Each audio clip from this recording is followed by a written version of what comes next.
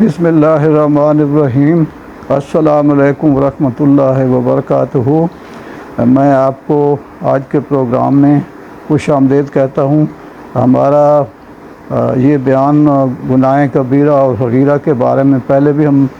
3 video record کر چکے ہیں، تو آج یہ چوتھی ویڈیو ہم ریکارڈ کریں گے، کیونکہ یہ اتنا وسیع موضوع ہے۔ کیونکہ کبیرہ اور صغیرہ گناہ اگر کسی انسان کے کام ہوں گے اور اس کا عقیدہ توحید والا ہے، شرک اور بدعت سے دور رہتا ہے، تو باقی جب اس کے گناہ کام ہوں گے، نیکیاں زیادہ ہوں گی، تو اللہ تعالیٰ اس کو جنت میں بھیج دے گا۔ تو اس لیے یہ تھوڑا لمبا موضوع ہونے کی وجہ سے ہماری 6-7 قسطیں ہو جائیں گی، تو آپ ان کو ذرا دلچسپی سے سنا کریں، کیونکہ میں نے دیکھا ہے کہ کوئی تھوڑا سا جو ہے نا آپ لوگوں کی جو ہے نا وہ دیکھنے میں جو ہے نا دیکھتے ہیں، لیکن یہ ہے کہ پہلے 1-2 دنوں میں جب ویڈیو چلتی ہے تو اس پہ اتنی توجہ نہیں، بعد میں جو ہے نا پھر وہ کرنا شروع کر دو۔ اس میں پھر یہ ہوتا ہے کہ ہمارا جو ہے نا ٹائمنگ، تاکہ جو بھی یہ اللہ کی رضا کے لیے مین چیز ہے۔ باقی لوگ تو کر رہے ہیں، لیکن میں صحیح بتا رہا ہوں، کیونکہ میں اللہ تعالیٰ سے اپنے گناہوں کی معافی چاہتا ہوں اور کوشش کرتا ہوں کہ اللہ تعالیٰ کسی طریقے سے راضی ہو جائے، کیونکہ انسان خطا کار ہے، غلطیاں ہوتی ہیں، اور انسان کو اللہ کے آگے ماننی چاہیے کہ مالک میں نے جوانی میں مجھ سے غلطیاں ہوئی، تو ہی معاف کرے گا، اور تو ہمارا کوئی نہیں ہے اللہ کے سوایا، تو نہ کوئی اور معاف کر سکتا ہے۔ تو ہمیں اللہ کو راضی کرنا ہے اور پیارے حبیب حضرت محمد صلی اللہ علیہ وسلم کو۔ تو اس لیے ہماری کوشش ہوگی، آپ کی بھی ہو، کہ آپ جتنا ٹائم اگر ہم اچھی دین کی باتیں کرتے ہیں تو آپ کو سننے والوں کو ثواب ملے گا اور مجھے بھی ملے گا۔ اس لیے آپ اس کو لائک کیا کریں، سبسکرائب کیا کریں اور شیئر کیا کریں۔ تو اب میں آتا ہوں آج کا جو ہمارا جس ٹاپک پہ میں نے ابھی بات کرنی ہے، یہ ہے حکمران کا رعایا سے جھوٹ بولنا۔ یہ بھی بڑا اچھا آج کا موضوع ہے اس کتاب میں سے۔ اپنی رعایا سے جھوٹ بولنے والے حکمران کو قیامت کے روز درج ذیل 4 سزائیں ملیں گی۔ اس میں یہ ہے کہ اللہ تعالیٰ اسے کلام نہیں فرمائیں گے، اللہ تعالیٰ اسے پاک نہیں فرمائیں گے، اللہ تعالیٰ کی رحمت سے محروم رہے گا، جہنم میں عذاب علیم سے دوچار ہوگا۔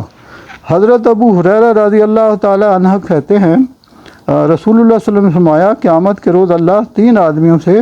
غصے کی وجہ سے کلام نہیں فرمائے گا اور نہ ہی انہیں جنت میں داخل ہونے کے لیے پاک کرے گا۔ ابو معاویہ رضی اللہ تعالیٰ عنہ حدیث کے راوی ہیں، اور انہوں نے کہا ہے کہ نہ ہی اللہ تعالیٰ ان کی طرف نظر کرم فرمائے گا اور ان کے لیے دردناک عذاب ہے۔ اور اس کے بعد ہے بوڑھا زانی، جھوٹا حکمران اور متکبر فقیر۔ اس سے مسلم نے روایت کیا ہے۔ تو آپ دیکھیں کہ اللہ تعالیٰ آج یہ جو ہمارے حکمران آج کل کا دور چل رہا ہے، اور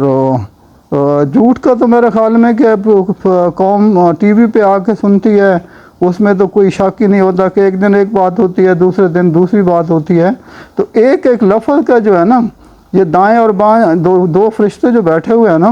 یہ اس لیے اللہ تعالیٰ نے ہر شخص کے بٹھائے ہوئے ہیں۔ تو قیامت والے دن تو جب میدان لگے گا تو اس میں کوئی فرق نہیں ہوگا کہ جی فلاں صدر رہ چکا ہے، فلاں وزیراعظم رہا ہے، تو فلاں چیف جسٹس رہا ہے، اور باقی فلاں بڑے ایک لائن میں کھڑے ہوں گے، بلکہ اللہ تعالیٰ جو اللہ کے نیک بندے ہوں گے، مسکین ہوں گے، غربا ہوں گے، ان کو توجہ زیادہ دے گا۔ باقی یہ جو آج کل جو ہے نا اپنے عہدوں کا ناجائز فائدہ اٹھاتے ہیں اور قتل و غارت بھی کرتے ہیں اور جھوٹ اور رعایا کا مال کھاتے ہیں، تو ان کے لیے یہ آپ دیکھیں گے کہ قیامت والے دن ان کی کیا حالت ہوگی۔ وہاں پہ تو بالکل نفس نفسی کا عالم ہوگا، ماں باپ بیٹا ہر ایک اپنے اپنے اس میں پڑے ہوں گے کہ اللہ مجھے جو ہے نا وہ پاک صاف کر دے اور جنت میں ڈال دے۔ باقی تو اب تو یہ جو پولیس کی گاڑیاں اور رکھوالے اور یہ وہ ادھر تو صرف اپنی ذات کے علاوہ، اور جو کتاب لکھی گئی ہے یہ 2 فرشتوں نے لکھ دیا ہے، صبح سے لے کر رات تک، سونے تک اور پھر صبح تک۔ تو جو ہماری نیکیاں اور گناہ لکھے جا رہے ہیں، اللہ نے اتنی تو رعایت دی ہے کہ گناہ کرو گے تو 1 گناہ لکھا جائے گا، اور اگر تم لوگ نیکی کا کام کرو گے تو 1 نیکی کی 10 نیکیاں ملیں گی۔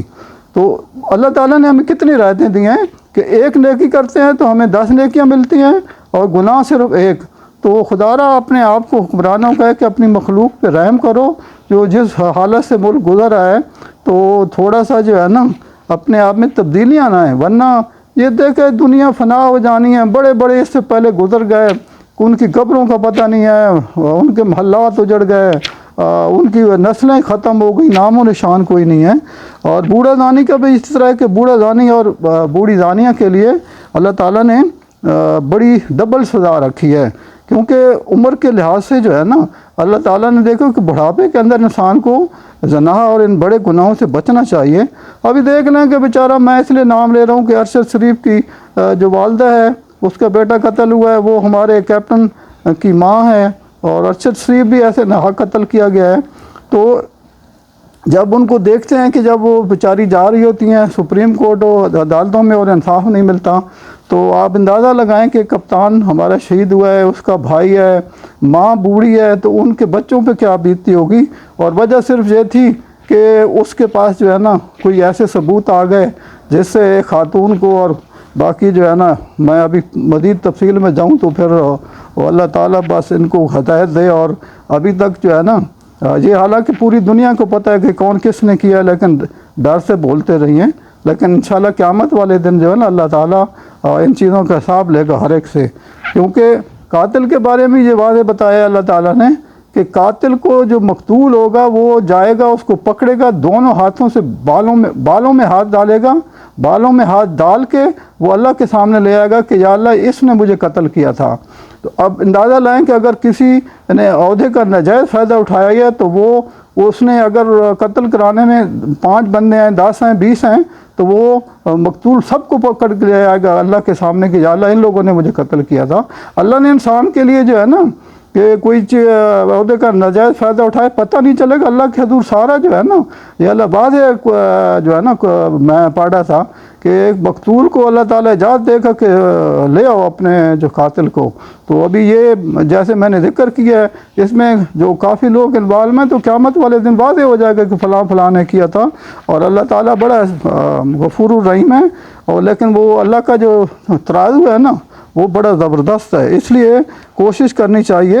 کہ ان چیزوں سے بچیں، اپنی رعایا کا خیال رکھیں، جس طرح حضرت عمر فاروق کا دور گزرے ہمیں اس طرح چلنا چاہیے۔ جو حکمران اپنی رعایا کے دینی اور دنیاوی حقوق ادا کرنے میں خیانت کرے گا وہ جہنم میں جائے گا۔ حضرت وکیل بن جسار رضی اللہ تعالیٰ عنہ سے روایت ہے کہ میں نے نبی اکرم صلی اللہ علیہ وسلم کو فرماتے ہوئے سنا کہ ایسا کوئی شخص نہیں اللہ نے اسے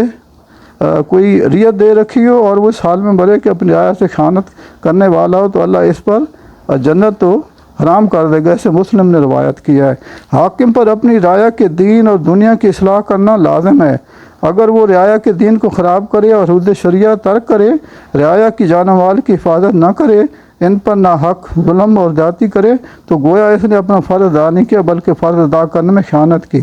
تو یہ دیکھ لیں کہ اللہ تعالیٰ نے حکمران کے لیے واضح چیزیں کر دی ہیں کہ اگر حکمران جو ہے نا اپنی رعایا کا خیال نہیں کرے گا تو اس کو بڑا سخت وہ اللہ کے حضور جواب دینا پڑا۔ اپنی رعایا سے خیانت کرنے والا حکمران سب سے بڑا خائن ہے۔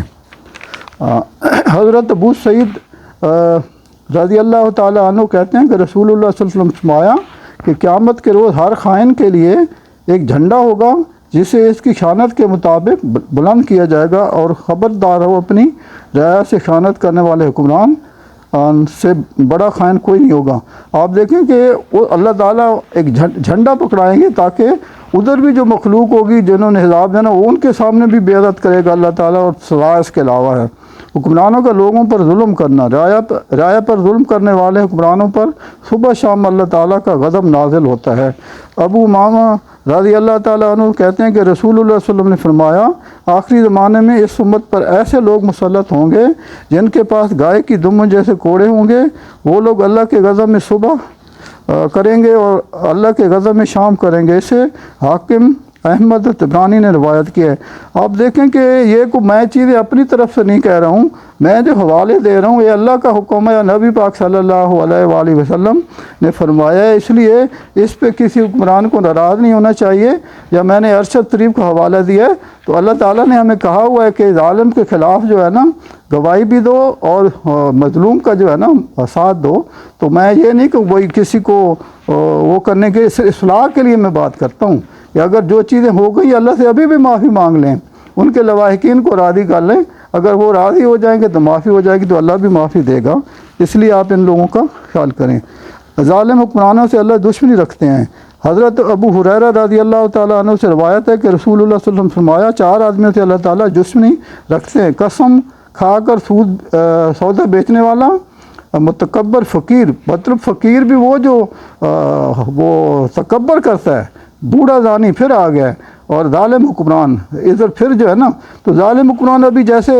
میں نام نہیں لینا چاہتا ہوں، لیکن اتنا بہت پتہ ہے کہ کس کس نے کس کو قتل کرایا، اور وہ بیچارے جو ہے نا کیونکہ حکمرانی کی وجہ سے ان کے کیس دب گئے اور ان کے لواحقین ابھی تک کس طرح پھر رہے ہیں۔ لیکن قیامت والے دن سب واضح ہو جائے گا کہ جی کس نے کس کو کیا۔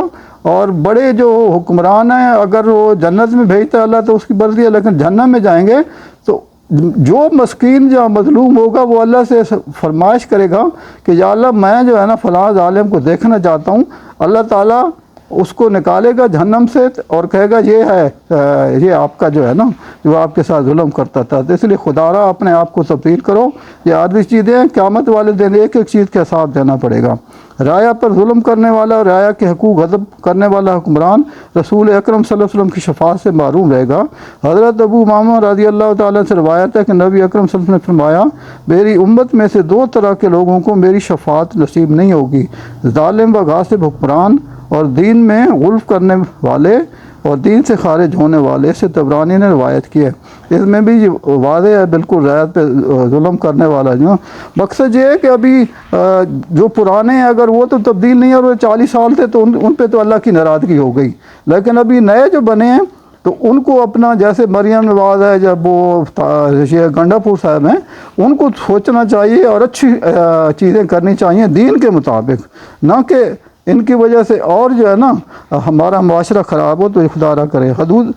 حدود اللہ کے نفاذ میں رکاوٹ ڈالنے والے پر اللہ کی فرشتوں کی اور سارے اہل ایمان کی لعنت ہے۔ اس میں بالکل واضح ہے کہ کلیئر ہے بالکل، حدود اللہ کے نفاذ میں رکاوٹ ڈالنے والی کی فرض نفل عبادت قبول، اللہ اس کی عبادت بھی قبول نہیں کرتا۔ تو میں نے آپ کو ابھی یہ آگے ہم انشاءاللہ جو ہے نا اگلی قسط میں جائیں گے تو میں تو کوشش کرتا ہوں کہ یہ میں بالکل حوالے دیتا ہوں قرآن پاک کے اور حدیث مبارکہ کے جو نبی پاک صلی اللہ علیہ وسلم نے فرمایا ہوا ہے، اپنی طرف سے کوئی نہیں ہوتا۔ اور آپ اس لیے کوشش کیجیے گا کہ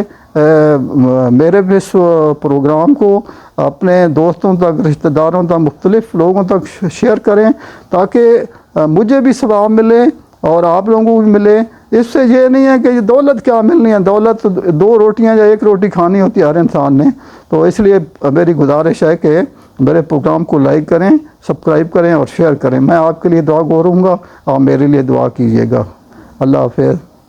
من الشیطان الرجیم، بسم اللہ الرحمن الرحیم۔